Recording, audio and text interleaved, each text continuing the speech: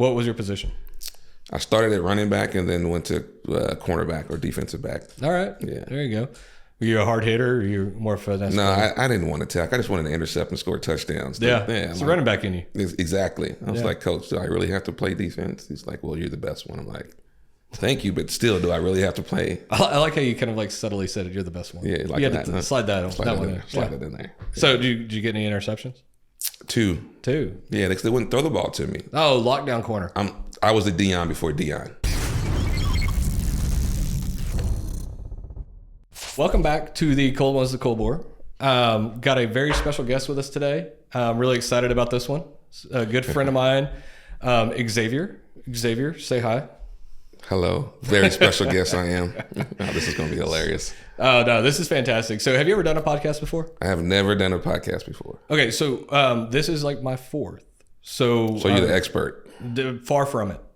Very far from it. So we're going to just see kind of what happens in this deal, right? Yes. So the Cold Ones and Cold Bore is just kind of an opportunity to meet other people in the industry, and talk a little bit, learn a bit about yourself personally, enjoy a cocktail of choice, which yours is wine, of course. Yeah, for now. For now. Yes, warming up. All right. And so we really kind of get to just kind of, me and you do a really good job of, we'll just call it BS. It's going to be a lot of that today. There is. Or is it tonight? What time is it right now? This afternoon. That'll work. Yeah. Nah, this is definitely not early in the morning. No way. It's opportune cocktail time. Hey, do I need to look in the camera? You can look wherever. Or do I got to look at you every time? Because looking at you every time is... Well, so you can kind of look at both. Oh, thank goodness. So we can talk to each other. You can talk to the camera. Really, whatever. Yeah. I'm not gonna referee you. You're not gonna get penalized. So no one can look at you all day. That is true. So I have been told that more than once. You're welcome. So this is going to be really interesting and fun.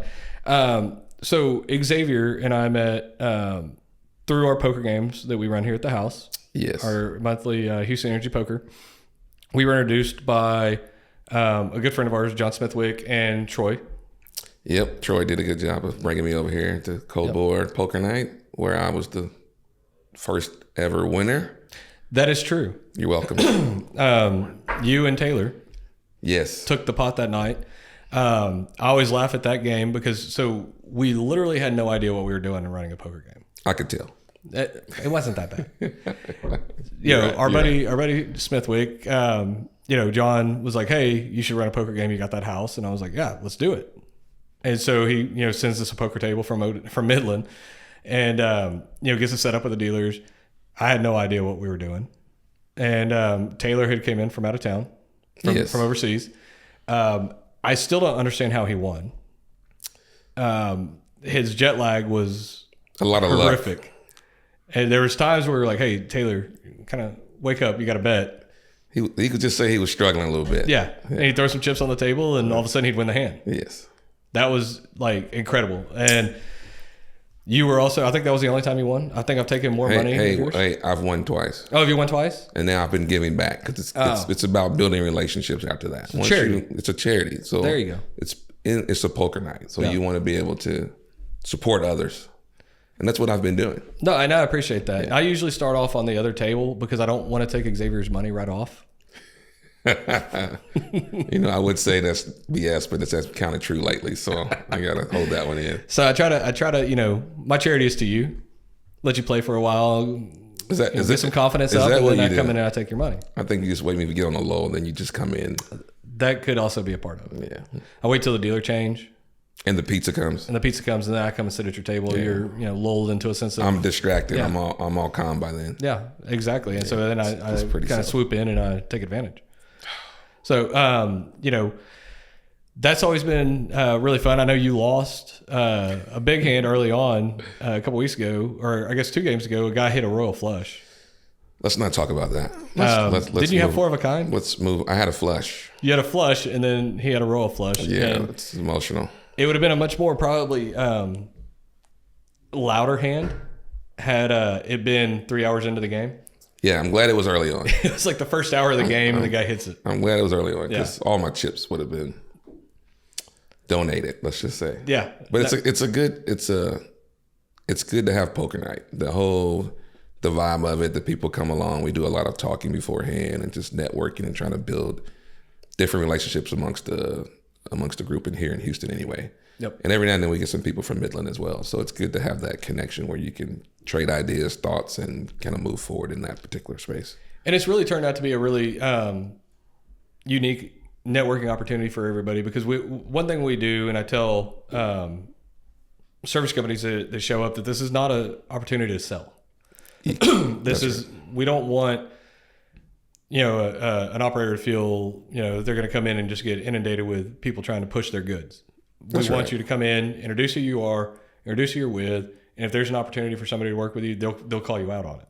That's right. But just have a good time and meet people at the actual human level and leave the selling at the door. Exactly. It's more personal when we walk through the door. It's just like, hey, welcome back. Hey, it's good to be here. Yeah. And we've got, now we've kind of built it, with y'all's help and kind of really the people who first came to that first game have built it into we have 30 to 40, sometimes 50 people that show up. Sometimes they're the same players month over month. And then there's some other people who starting to trickle through and all that. And it's become this kind of like, I did not realize that people sought after it as much as they do. It is definitely a hot space to be. It's a hot topic when it's like, when is it going? When is it going? So I get more text messages from people like, if I can't do one, like February, we didn't do one. Yeah. And it was because there was HFTC, there was Thrive. It's a lot going on that month. It's probably for the best. Yeah, short month. Yeah. And so I just didn't schedule one. And everybody was like, man, what happened to poker? Holy crap, guys, this 1 month lag. Come on. Let me. So don't do it again. Yeah, no more gaps. Yeah, right? No more gaps. This is now a thing. Yeah. It's become tradition. I went to A&M. Tradition is, if it happens twice, it becomes a tradition, I think, at A&M. Well, now we're like. We're going to have like signals now? Yeah. Oh, we can do all signals you want. Okay. All right. We're at like number 9 or 10 on the poker game. So now it's like, okay, everybody knows towards the end of the month, they're going to get the email, text messages, poker. Yes. And I used to worry about hosting these events. It's always hard because you start doing some planning and you bring dealers in, and like it's the attendance that you're worried about. Yes. And you're like, oh my God, am I going to get enough people to actually fill the tables? And it's like a little bit of a panic thought. But now I've kind of moved past that because we know that people are going to show up for it. People are going to show up. We're going to have a good time. The vibe is nice. And that's what makes it. The people are really like kind of even chilled. It's not like you go into the casino and you're trying to beat the house. No, we're here to have a good time. Talk about work if you need to be, but very minimal, and just catch up. Yeah. But it's great for the service and the operators because it's just, you get to meet people and just enjoy a beverage of choice and not have that like feel of that you're being sold to or being. Yeah. It's not a transaction, right? It's more just, okay, now we're person. How's the family doing? Yeah. How's the dog? How was your vacation trip? So that's kind of what you get out of this particular night. So it's good. No, it's a lot of fun. So we're doing a small one tonight because a friend of ours is coming in, is in town this month. So couldn't let it slide without doing a poker game. You'd have been in trouble. I would have, I was getting that vibe from him. Yep. So we're doing just a single table tonight, which will be good. We got the Crawfish on Saturday. That's going to be exciting. So Xavier is a critic of my cooking. So I'm expecting some criticism, good and bad, on Saturday for Crawfish. So you're doing the Crawfish. I am cooking the Crawfish. No other help. No other help. I've got some people who are going to help me, but I'm doing the cooking. And the seasoning. That's all me. I did it last year and they turned out pretty good. I better look at the list. Oh God. So he's going to jump in. So I'm not going to jump in. No, you're welcome to jump in. No. I'm just going to eat. One thing that maybe not a lot of people know about Xavier is he is a quasi hobby professional chef. I would say, call me a home cook. How about that? Home cook. So he had told me this at the first poker night, maybe the second poker night. A few weeks go by and I sent a text to X and some other guys. I'm like, hey, y'all come by the house tonight. I'm grilling steaks. And didn't even think that he's this semi-professional cook. And so I'm, got everything ready to go and I'm cooking and X comes in the kitchen. He's like, hey man, you need some help? I'm like, no, I got this, bro. I got this. He got it. And then a mutual friend of ours, Young, comes over and he's like, hey, you probably should let him maybe help you. You know, he's like a professional chef. And at that moment, like, it was like fear set in. And I was like, oh, damn it. He broke out in full sweat. Oh, I mean, it was like, I was like, good God. If there's ever any pressure, that was pressure. And, you know, I cooked the meal, whatever. So then it became a little bit of a competition. That for you. It resulted in you coming over and cooking an absolute just banger of a freaking dinner. Yeah, he put me to work. Like, took over the kitchen. He showed up and he cooked 4-course meal, I think. I was just trying to fatten you up. Yeah. You were looking malnourished. I appreciate that. Yeah, I definitely appreciate that. So how did you kind of develop this love of cooking? That's a good question. Let's see. I would just kind of say from the grandmother for the most part. Like in the beginning, I would find myself at a younger age just in the kitchen, just looking like, why are you getting this garden going? Like, why are you adding this seasoning? Like, why does your food taste different than, say, said restaurant or whatever, right? And then over time, as I grew and grew, you know, you become the young man. I'm like, okay, I want to learn to cook some more for myself. So as in Houston or whatever, you learn to cook from just the country or the part of the country you're in. Mm-hmm. So grew up in Indiana. Again, no seafood. I'm a more of a chicken, pork, beef guy. So hated seafood because one, it was only catfish, and we didn't have crawfish or flounder or prawns or shrimp, or like it wasn't all fresh. So it was like, okay, I stuck to that particular part. And so as I moved to South Louisiana from Indiana for work in the industry, I started getting another flavor. Okay, this is the Creole or the Cajun flavor. It was like, wow, this is totally different, because up north it's a mix of kind of everything, but it's a totally different seasoning, you know? And so I was like, okay, this is cool. So let me learn a little bit more about this. And then you move to Texas, you realize, okay, there's Tex-Mex, like, and Mexican food. And then you got your different type of smoking for barbecue. It's like, oh, okay. So I became more and more kind of intrigued of the different flavor in the U.S. alone. I'm like, okay. So I started to be kind of a really basic cook, just around flavors. And then I had the chance to kind of go overseas to Thailand. And that's when I was like, okay, I haven't been really cooking at all. Mm-hmm. Because you can be on a street food, and you'll meet the vendors, and they'll cook these amazing dishes that will taste sour, sweet, spicy, savory, all in one bite. And you're like, how do you do this? And so then that's kind of like the moment where I'm like, okay, I want to like really learn flavors. Not so much cooking, but flavors. Yep. And so that's kind of hard. That's kind of how it started. When I had my first like true papaya salad, was just a Thai papaya salad. And it was spicy, sour, and sweet, all in one little bite. I'm like, this can't be a fruit salad. And then it evolved from there. So now I was able to go to Australia after that. And then I became around more seafood. Yeah. So when you get around the freshest seafood in the world, you realize, okay, seafood up north in Indiana is not the same seafood that you can get fresh. Cause like, you're like, seafood's sweet. No, it's not. And like, then you get it there and you realize, yeah, it is. It does have its good flavor. Yeah.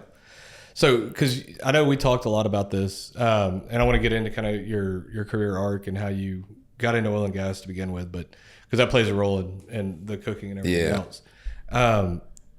So, when you were in Thailand, you were in a position where you had a live-in cook. Yes. A lady that cooked for y'all. And so, in the conversation we've had, you basically just mirrored what she did to learn. Yeah. So Khunpui. Hey, Khunpui, if you ever see this. We'll send it to her. We'll send it to her. Yeah, so basically, when I got to Thailand, I was so intrigued with the food. It was like, okay, how do I learn to cook like this or get the food like this? So Khunpui and we would go to the market together. We would do the shopping together. So I got my bag, she got her bag, and we're going to cook the same dish. And I would just mimic. I would just say, okay, why do we need this? Like, because it's flavors or vegetables or herbs I've never seen before, for the most part. Mm-hmm. And so then it's like, okay, she would grab and she would explain to me either in English or in Thai, because I learned to speak Thai, so I was able to follow. And then once we would get our shopping done, like the dish I would want to try to learn and cook, we would go back to the home, and then She would start and I would be right next to her, and she would walk me through. Something probably would take her, depending on the simple dish, might take her 20 minutes. Because I'm falling, probably took an hour. Yeah. Because of the stopping and pausing and things like that. But once she's the one that got me started making fresh noodles, just for the khao soi dish, which is a really good noodle dish from Thailand. Chiang Mai up north was where she's from. So I asked her to show me how to make that, which I need to make that for you. No, dude, I would love it. That would be that's a good sharing dish for a group, actually. So, and this is what's always intrigued me is like, so cooking is like something that really transcends borders. And here in Houston, we are kind of a melting pot. Yes. Like you've got, Vietnamese restaurants that do crawfish boils. You've got, any type of like, culinary dish from any culture that you want, you can find in Houston. Yeah. What I've learned is cooking is the culture breaker. 100%. It's clearly you start to understand the culture through food, and once you do that, the blind spots go away. So that's why dinners are so important, right? Exactly. Because you kind of sit down, and no matter what, when you sit down at the table, everybody's a human. Everybody's a human, and you're trying something different. You got your fork, chopsticks, spoons, whatever it is, and you're going at it. 100%. Yeah. And like when I worked at Weatherford, like I was fortunate to work on a team that I think that I was the only maybe American on the team. Yep. And then everybody else was from somewhere else or had a background culture, very international, whether it was Mexico or Venezuela or Middle East, yep. Asia, whatever. And so like I was very self-admitted, very, very, very closed off to outside culture food. And I remember we come, when I first joined that team, they're like, hey, we go to lunch and we pick a different spot every time. Yeah. I was like, where were we going? And they took me to some places that I would have never even thought about even touching foot in. Yeah. Yeah. And I didn't even know how to order. Oh, well, that's another thing. We'd go in and all of a sudden, and then I'm like, man, this shit is good. Yeah. It's like ridiculous. What have I been missing out on? You're like, I've been depriving myself. Yeah. That's how I felt when I was in Thailand. I was like, this is wrong. It was just kind of an eye opener, and I've not had the opportunity to work overseas like you have. But I can only imagine like the shock of, the palate shock. That's a great way to put it. That should be a book. The palate shock. We can write it. We can write it. Yeah, we can do a podcast. Exactly. Yeah. Because it was just kind of like I was blown away by some of the stuff I tried that I normally would have never. If you were like, "Hey, do you want to try this?" I'd be like, "No." Yeah. Absolutely not. I don't even like the way it looks. But you sit at a table and somebody's like, "Hey, this is a delicacy in my where I'm from. This is as close as you're going to get unless you go over there."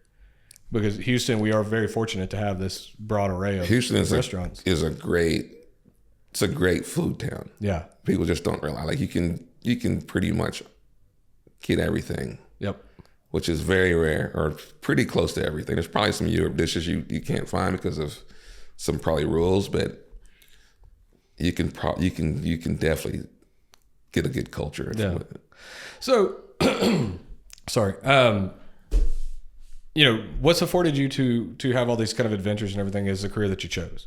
Yes. So I know in talking to you that, obviously you mentioned earlier you're from Indiana, but also I know that you played college football. Yes. Eastern Illinois Panthers. What was your position? I started at running back and then went to cornerback or defensive back. All right. Yeah. There you go. Were you a hard hitter or you more finesse? No, I didn't want to tackle. I just wanted to intercept and score touchdowns. Yeah. It's a running back in you. Exactly. I was like, Coach, do I really have to play defense? He's like, well, you're the best one. I'm like, thank you, but still, do I really have to play? I like how you kind of like subtly said it. You're the best one. Yeah, like you had to slide that one in. Slide it in there. Yeah. So did you get any interceptions? Two. Yeah, they wouldn't throw the ball to me. Oh, lockdown corner. I was the Dion before Dion. Oh, or maybe at the same time as Dion. Whatever. So did you have a fancy nickname like Prime? No, that's where I screwed up. I didn't market myself properly. Should have hired a marketing firm. I mean, what like, do over. I'm trying to think of a play on X. Like, you throw the X up there. Like, don't throw it this way. Cross it out. Do over. Do over. So, Eastern Illinois, right? Yep. So where is that located? It's in Charleston, Illinois. So it's because I'm from Indiana, it's about, depending on how fast you drive, 2.5, 3 hour drive to get there from. I thought you were going to be a jerk and say Eastern Illinois. No, I was. I really was. But the kind in me.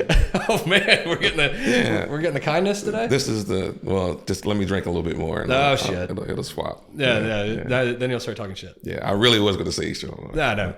I set myself up for it, and I was ready for it. No. So okay. So what was your major?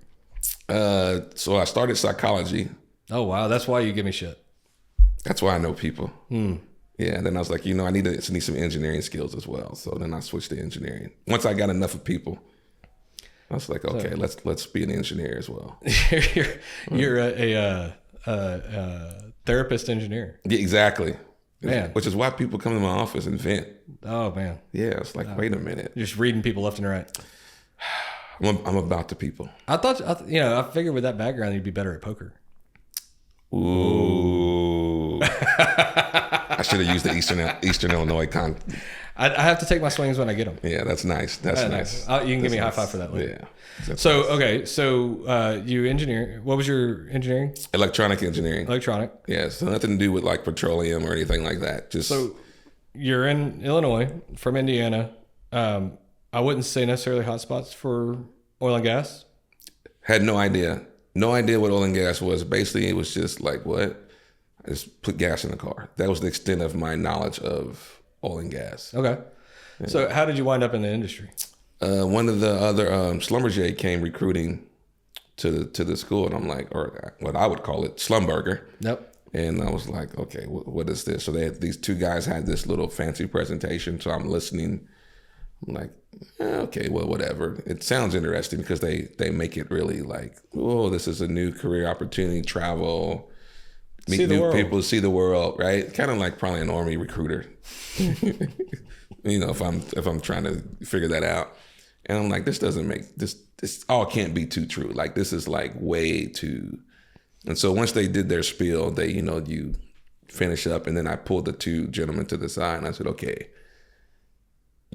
then what's the real story? And then they both look at each other and say, oh, okay, he's, because it's no way it's that good. Yeah. And then they pull me to the side and they kind of describe the actual work. And I'm like, oh, okay, well, this might not be as bad as it could be. Because normally when you're from the Midwest, you usually kind of go into more of like a industry, like a Whirlpool, Motorola back then, kind of factory side of things. Absolutely, yeah, manufacturing. Yeah, so and I was like, I do not want to be cooped up like that and doing the same redundant thing kind of over and over. So then I was like, okay. And so then I had an interview with them, and then I guess I hit it out of the park. They hired me. I moved to Lafayette, Louisiana, and that's when I got my first culture shock of tasting really spicy, delicious 21, 22? I was 22. 22? Yep, 22. Lafayette's not a bad town to go to at 22. Yeah, it was a great city. Still go. I still visit, so I still got friends there. I mean, there's university there. There's, you're a couple hours from Nolens. First time, so I had my first gumbo in Lafayette, but I actually called it stew because up north it's just stew. Yeah. Give me some stew. Yeah, that didn't go over well. No. So it's a quick way to show that you're a Yankee. Yeah, and it was pretty clear. Yeah. Yeah. So once I corrected that, had my first gumbo and po' boys and everything, all that. Had my Mardi Gras, one in Lafayette, one in New Orleans. So I got the whole experience within the first year of being in. And you were never going back to Indiana after that. And that was pretty much a wrap of Indiana. If Mom wasn't there, I would probably be. Yeah, never. Is Mom still there? Mom's still there. Yeah. So, yeah.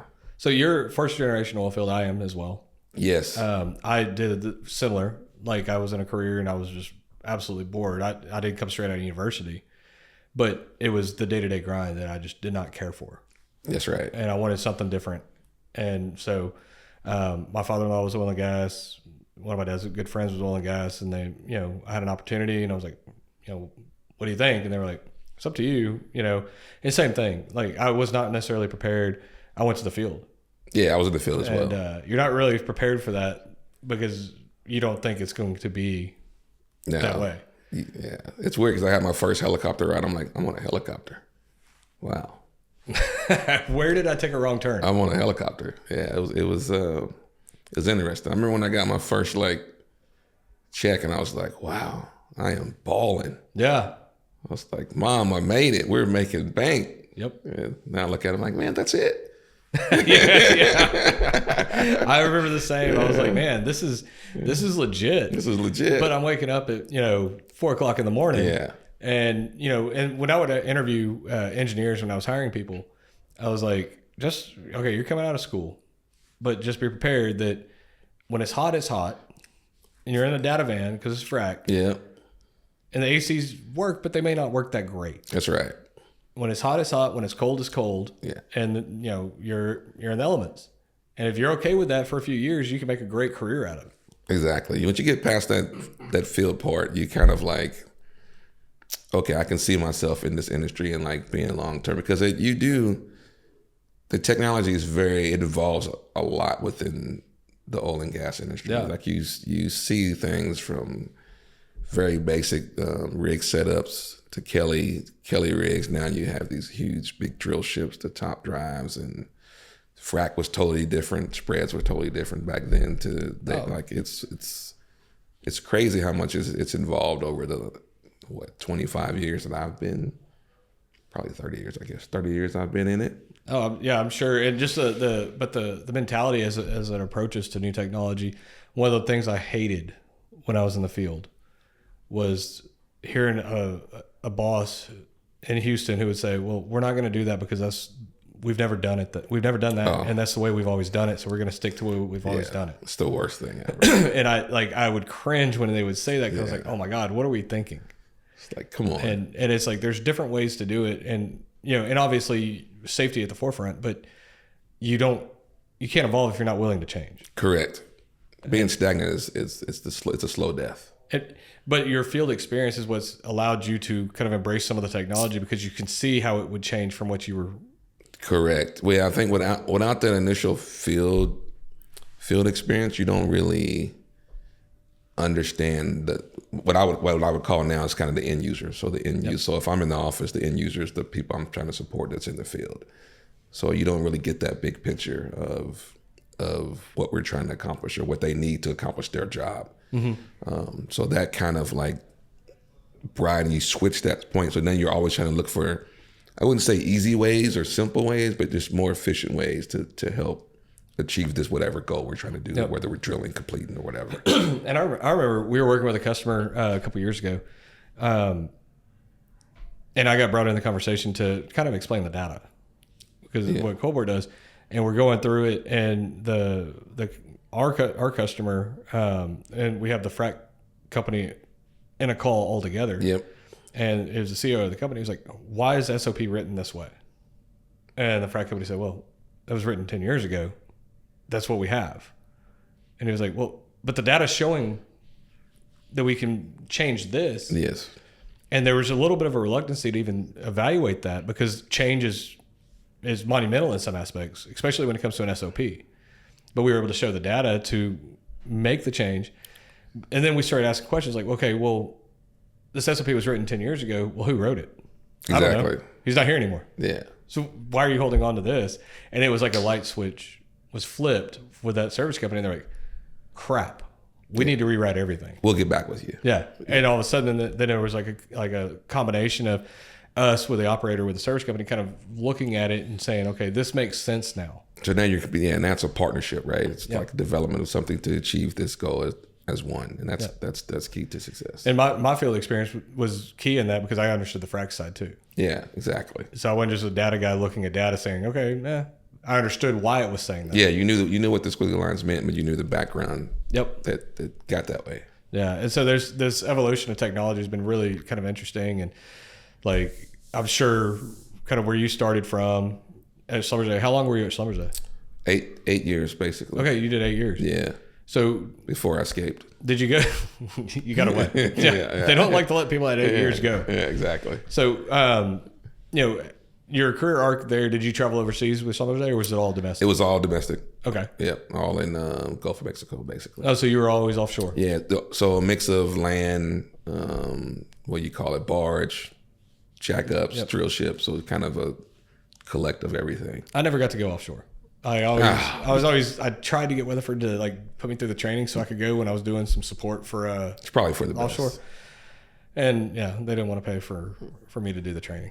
Well, they knew your potential. That's why. Yeah. They were like, this guy, we don't need him going offshore. Exactly. They figured I'd probably have a fishing pole or something. For sure. I'd be more worried about the food and fishing than I would, learning. That's a lot. That's hilarious. So when was your first opportunity to go overseas? Was it Thailand was your first? Thailand's 2013. Okay. And how long do you spend in Thailand? 4 years. 2017 was my last year in Thailand. So I went 2013, 2017 in Thailand, which is kind of it's all offshore for pretty much, but I say shallow water. And then from 2017 to late 21 was in Australia, Perth, West Coast Australia. Very cool, man. You got to see a lot of cool stuff and work in a lot of cool places. You realize living international, the world is definitely much bigger. So I'm sure it's probably been interesting conversations with your mom, because as a kid in Indiana, you probably never expected that you'd go live in Thailand or Australia. Correct. And so I'm sure that like when you've had these conversations, like I never would have expected this. It was weird, right? Because like pretty much most of the family was like, no, don't go over there. It's a third world country, or it's blah, blah, blah. I'm like, I'm going to have a great time. It's going to be a great experience. Yep. And then we'll go from there. And it was, to be honest, like if I haven't lived everywhere in the world. I've visited a lot of places, but if you're telling me I can go back to Thailand and live and work, I would not hesitate. Yeah. The people are outstanding. It's definitely the people that make you want to stay. Yep. Stay there. So yeah, it's Thailand's awesome. Yeah, I know. And talking from you and some of our other friends that have done it, like that, it's just it's a little hidden gem. Yes. For a place to work. And I've always worked U.S. onshore. Like my moves were Corpus Christi, San Antonio, and Houston. Definitely the same. Definitely the same. Definitely the same. Definitely the same. So I never got to actually do that. So I've always been a little bit envious of those who've been able to make those things. And you were married when you went to Thailand, right? And I came back married too. And you came back married to the same one. To the same woman. Same woman. Yeah. Great lady. Yeah. I haven't met her yet. We've been talking about doing the double day with the wives. On Saturday. Oh, she's coming Saturday? I think so. Fantastic. I've got lots of stories for her. She's not coming. No. So we've been talking about doing the double day with the wives. We need to make that happen. That's right. Days. Yeah. But that's so. Was it a culture shock? Was it a big change for the family going over there, or because your kids were how old? So the youngest was 3, and the other one was. He was just about to be 10, and he was 9 at the time, but working. So you're gonna move. That's a great age to move. It's a great age. Like it was weird because it took, I don't know, maybe 3 years to convince the wife to kind of go overseas because again, it's the whole fear. What's new? I'm out of my element. Where is she from? She's from Indiana as well. Okay. So basically, we grew up in the same city. High school sweethearts, or you can say that. Oh, look at you, romantic. Thank you. Yeah. Yeah, same city. Yeah, very cool. And so once we got there, she realized, okay, this is not as frightening as you think. Yep. As we both thought, I guess. And then and so from my understanding, they make it a little bit easy because you've got, when you come, there's people with the same company. Like there's families that you kind of like immediately interact with. There's wives that the spouses can. So there's always like before you like even get there, you've already kind of contacted people who've been living there for years probably, and then you kind of have 2 different networks. Like for me, it's easy because I'm going to go to work. Like I don't have to worry about anything. I'm going to go to work. I'm going to meet everyone. But then for the kids and the spouse, it's like, okay, where's the school? Where are we going to live? What is she going to do? Because normally the spouses don't work, even if it's the opposite, male, female, the home dad. I wish I could be an expat dad. Stay at home. A lot of golf right there. You'll be a kept man. Yeah. I'll be happy with that. Be a kept man. Just play golf every day. And I cook too. And cook. Yeah. Yeah. There you go. And so once you realize you're there, you kind of get the support from the expat community, or you do, and then from the culture itself as well, or the in this case, Thailand, the Thai people as well. Yeah. And so that makes the transition really easy. Like the 3-year-old, he grew up overseas basically. Like we left it. He just turned 3, so he grew up 10 years overseas. So he's pretty much an international kid. Yep. And to him, actually, Thailand was home. He was more, when we moved from Thailand to Australia, he was like, I'm not going. I was like, you got to go. He's like, no, this is my home. So I was like, wow, okay, well, I screwed this one up.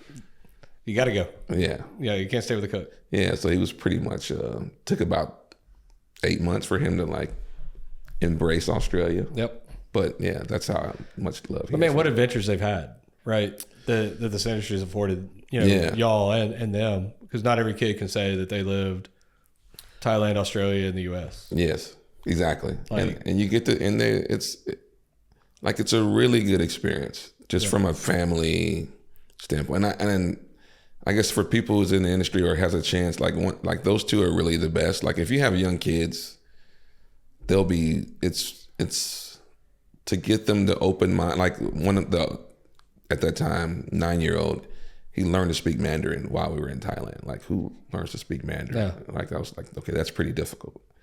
And learn to play instruments. Like they still do like kind of, I guess when we were growing up, the whole band or instruments and just math, science, like it's a really big reading, like the journals, like the 3-year-old would draw, what do you call it? When you do the storyboards. Yeah. He would do storyboards. The schools would set up storyboards. So they're basically writing stories about whatever adventures, like Diary of the Wimpy Kid. That's kind of the theme. And he would just do something similar to that. So do they still speak the language? So because he has no one to speak to, yeah. So he can't speak to me because I won't understand. So like he can speak it, but it's like, it's kind of broken now, I would say. It's kind of like me, my Thai, right? When I was in Thailand, I could probably speak 70%. See, I wish, that's one thing. So when we lived in San Antonio, my oldest, Jackson, was in the school he was in, it was like pre-K to pre-K, like pre to pre-K, or whatever the program. But it wasn't like a Mother's Day out or a daycare, what we're used to here. Yeah. It had an actual curriculum, like math, science, everything else. And it was a private school here in San Antonio. Yeah. But they actually did Spanish. And we were only in San Antonio for 1 year, but if we stayed, he would have been fluent. If we stayed even another year, he'd have been fluent in Spanish. 100%. And I wish that the public schools here, or just schools in general, would do that type of the same program. Just start them early and like just go. Math, English, science, and a language. Yeah. And start them early, because when you're that early, like you can pick it up really quick. And that was the big thing we learned overseas, is that the schools, because they don't have these, what do you call these tests we do, these current STAR tests or whatever. STAR tests, yeah, we're doing that right now. That doesn't even exist, right? They're like, why y'all do, like, so you're constantly, you're not worried about being taught a test, you're just being taught to learn, right? To stimulate the brain. So that was another big jump. In the throes up there. My oldest is doing STAR testing right now, which is just a gigantic. It's pain. Yeah, I know. I honestly, like I come back and we're like, what is this? Like internationally, they're like, why does the American curriculum even have that? Like it's because you teach to pass that, you don't teach to learn beyond that. Yeah, it's just like, what? This doesn't do anything. Yeah, it doesn't. There's zero benefit for it, and that comes from a lot of teachers I know that are frustrated because they're teaching to the test. Yeah, and but yeah, so he's doing the I think this morning he had the math portion of the STAR test. Yeah. I think last week, they break it up into weeks now. So last week, I think he had the English 2 weeks reading, ago, whatever. And then they have to go because then they focus on the math portion of the upcoming. And it's like, this is dumb. Yeah. It's like, that doesn't even exist internationally at all. Like they were learning programming. Sometimes they would do like esports to kind of like the hand-eye, like it was totally like kid-based, but for development of whatever they like. Like they would, they'd figure out what you're really good at, like what's your core strengths, and they would help develop that, but at the same time develop the other stuff. So so my youngest actually is doing a coding class right now, 6 years old, and it's amazing because technology is everywhere, right? We talked a little bit about it earlier, but so he's doing coding, and it's actually really interesting. He went for an assessment because he wanted to do it. We were like, hey, do you want to do it? He plays flag football, and we're like, what else do you want to do? Let's put you in something. And he's always been like, he sees things different, like very creative. Exactly. Else. So my wife takes him over to this like coding place that you can do these like classes or whatever. And they, you know, like, hey, we're going to leave him in the 6-7 for like 1 week. And then we're going to bump up to a 10-year-old because he's doing really well, like just from the assessment.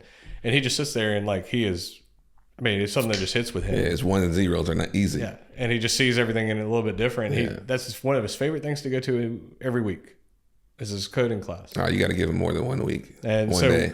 we're doing that right now. Like there'll probably be, I guess, maybe 2. I don't know. Like, but you know, there's avenues to get that exposure. Yeah. But you have to go in. And the unfortunate thing is you have to pay for it. Which is weird, right? Because they even had it's international again. They even had a part of their class was like they had to design whatever, a product and set it up for manufacturing. This is like in grade 3 or 4. Design manufacturing, like how they're going to sell it. Like, so they were teaching them financial literacy. Wow. And yeah, it was, so he's very motivated. He comes home and is like, Dad, I want to start a t-shirt company. I said, well, okay, well, what's the name of it? He's like, I want to name it this. Like, what's the logo? Like, oh, I want to do like a kind of a bolt of lightning, but kind of like the Flash, but not like, so yeah, you can't be like the Flash. That's kind of trademark. And he's like, yeah, it's going to be this friend. I'm like, okay, do some more work on it. Like that's the kind of things they help do. And over, like it's stimulating that.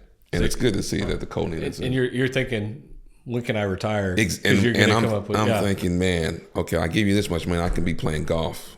Every day. Every day. Yeah.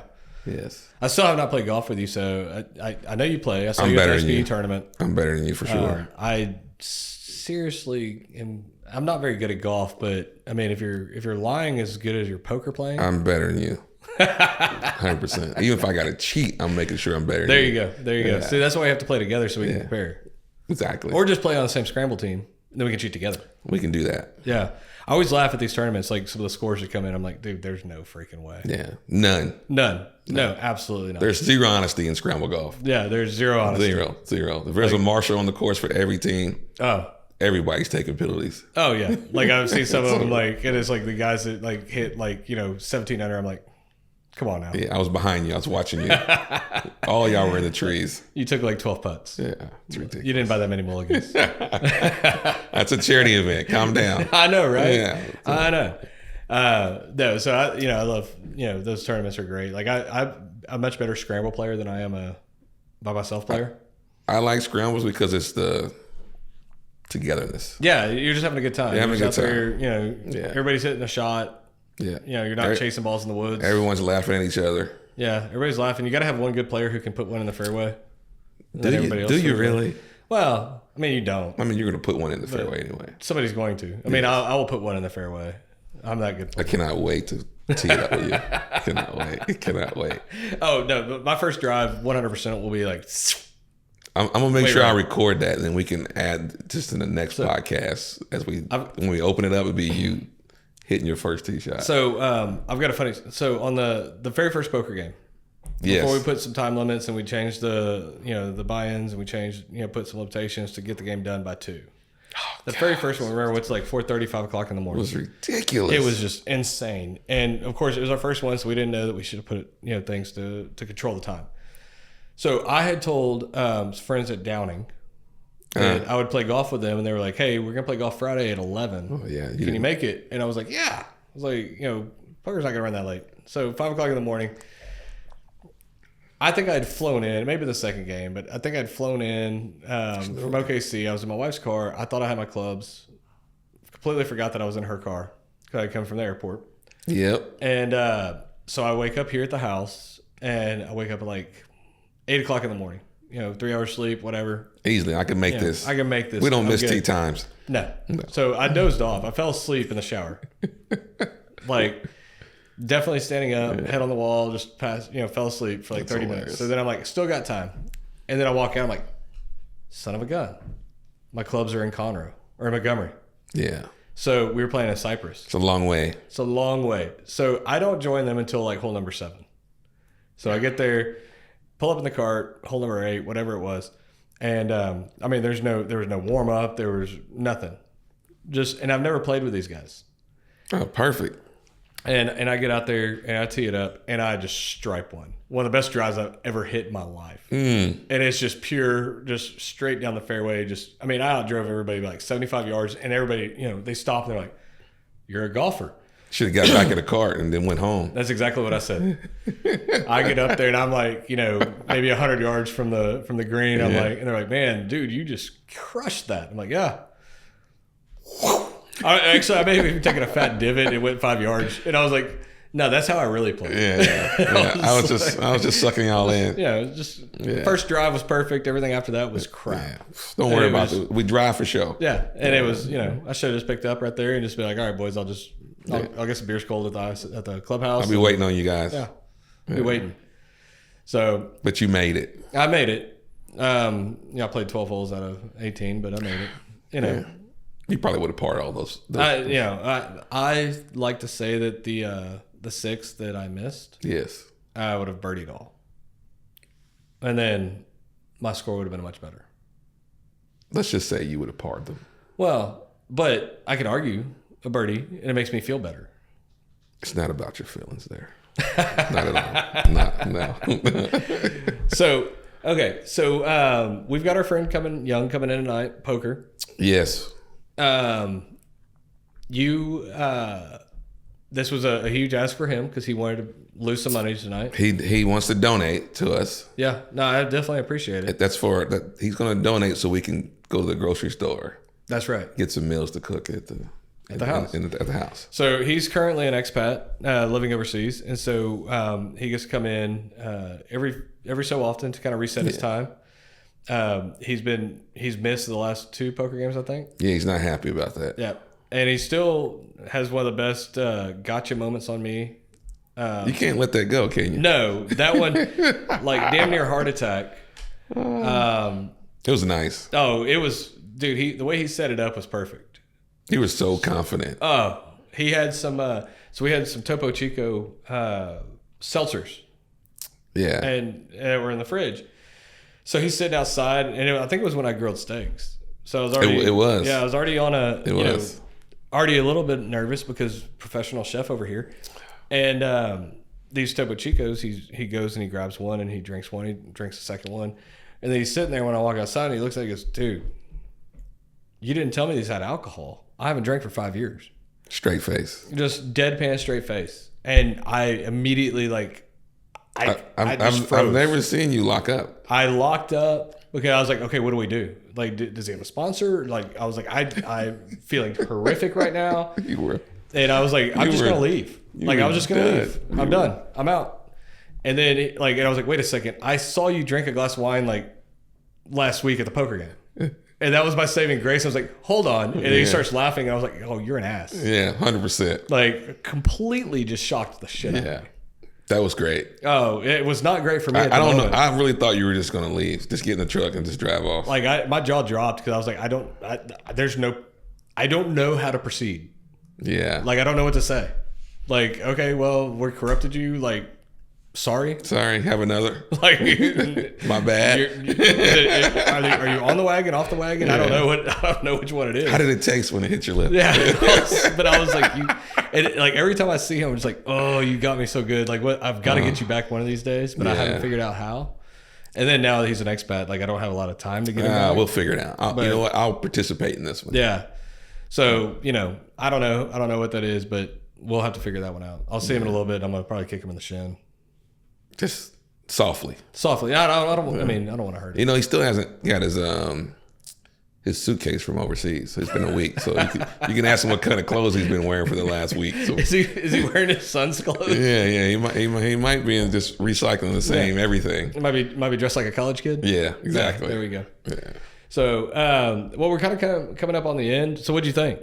Fun? Did you have a good time? I always have a good time when I'm with you. Yeah, it's good. Go. It's the first podcast. Good talk. I'll pay you that $20 later for saying something nice about me. I thought it was 40. Shit. Yeah, it was 40. Yeah, but it's okay. No, it was good. I enjoyed it. It's I don't even know how long it's been. However long it's been, didn't feel like it. So it's just fun. Just kind of going back and forth with banter and everything else, and it's a lot of fun. Like you and I have kind of like since we met, just kind of had this like little kind of shit talking back and forth. We do have some shit talking, and it's like we've known each other for years. 100%. And and it was because of poker, and it was mutual friends and everything else. It's kind of like allowed us to kind of grow this friendship. And he's gotten me out of my comfort zone. I've eaten some stuff that I never would have thought. We went and ate sushi one night. Exactly. There were some things that he ordered that I was like, I can't do this. I don't know about this. Yeah. But I got him, people. And if you ask my wife or any of our very closest friends, I used to be known as the pickiest eater in the world. I'm wearing them down.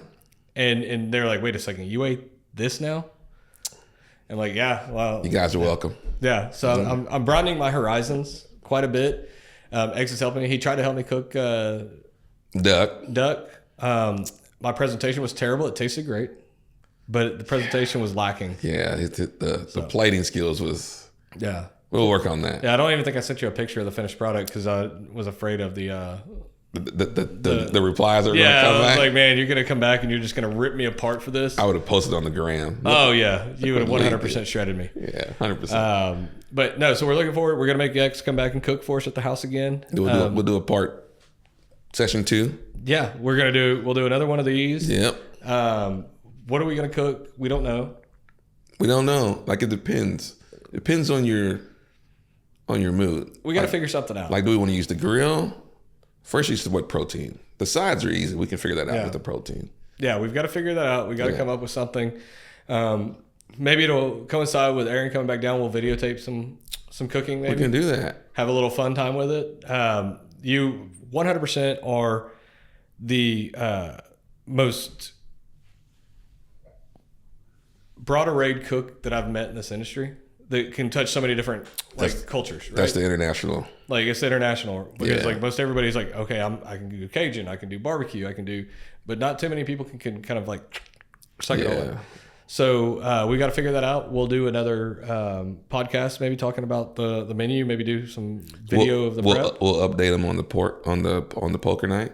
Yeah, we gotta. That you're gonna lose tonight. I think we're gonna have some video because Aaron, he's sitting over here in the corner. We're gonna have some video from the poker if everybody's comfortable with being on camera. I'm on camera now, so.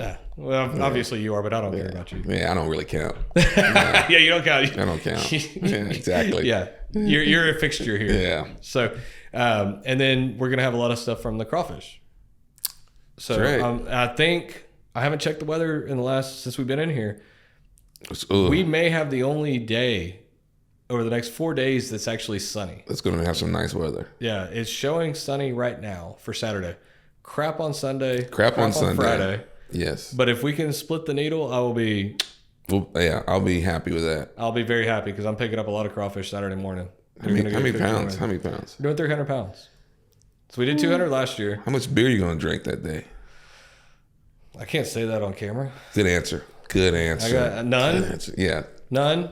I'm cooking. Beer does bring flavor, though. No, it does. Yeah.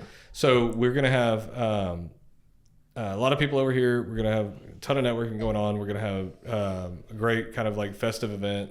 What time you want me to show up? Huh? What time you want me to show up? We're gonna start having people show up at 1. It says on the invite, I think 3:00 for Crawfish, but I'm gonna start probably the first batch at 1. You want me to dress fancy or you want me to casual? You want my little derby hat? So you can wear your derby hat and dress casual. You want me in shorts? Yeah, man, I don't know if anybody needs to see that. Come on, my legs. Are you gonna wear like real short shorts? Come on now, the thighs out. You want me to put the No, I would never do that. No, I wouldn't do that to nobody like that. Absolutely not. No. I mean, no. It's not really a kid event, but we want to make sure that it doesn't go that way. Fair enough. So fair enough. I'm excited. This is my favorite event that we do every year. Be my first one. You were here last year, right? No. You didn't make it? No. Okay. I was in Midland. That's right. Yeah, I was not happy with that choice. So this is that's a poor choice. Yeah, my bad. It's my bad. Like Midland on the weekend is just I love Midland, but not on the weekend when there's a crawfish boil happening in Houston. I failed. Yeah. But so this is definitely my at all the stuff that we do during the year, this is my favorite one that we host. Is crawfish. I'm ready. I've loved cooking crawfish forever. It's my favorite food. It's just it's crawfish. A crawfish boil is different than any other cooking event. It is. You can't. Because I was trying to describe it to people overseas. I can't. It's just It's a get together in the backyard that supersedes a get together in the backyard. It's not like a backyard barbecue or hamburgers or grilling on the grill.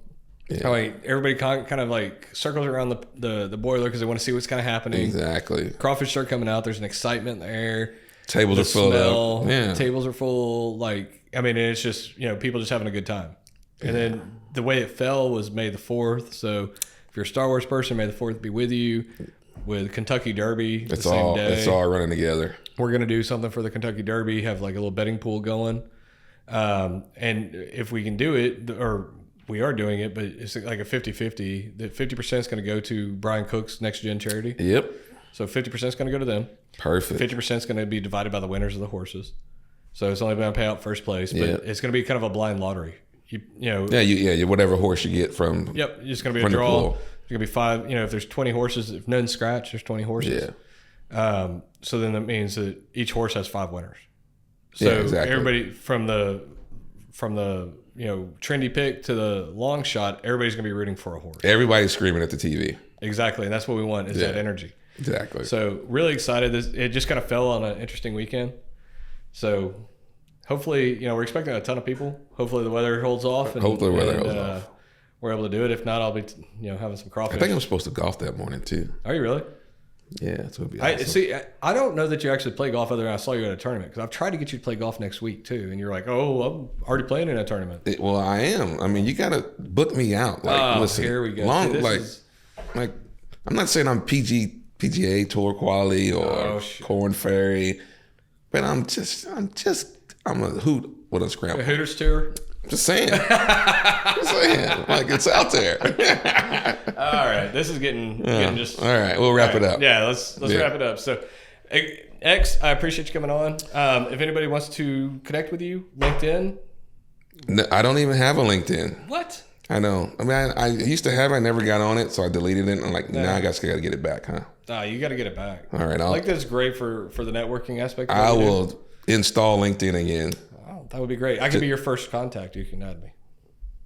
Like I said, I'll get LinkedIn, and some people I'll block. Is there a block feature? Yeah, I think there probably is. Oh, I need that for you. Yeah, I haven't looked into it because I don't have to block anybody. Yeah, okay. I mean, I'm that nice of a guy. I don't solicit. Yeah, I'll get LinkedIn. You can find me on LinkedIn. There you go. Yeah, or call Lee, or call me, or come to poker, or come to poker. Yeah, you can find him sitting at the corner of the table losing.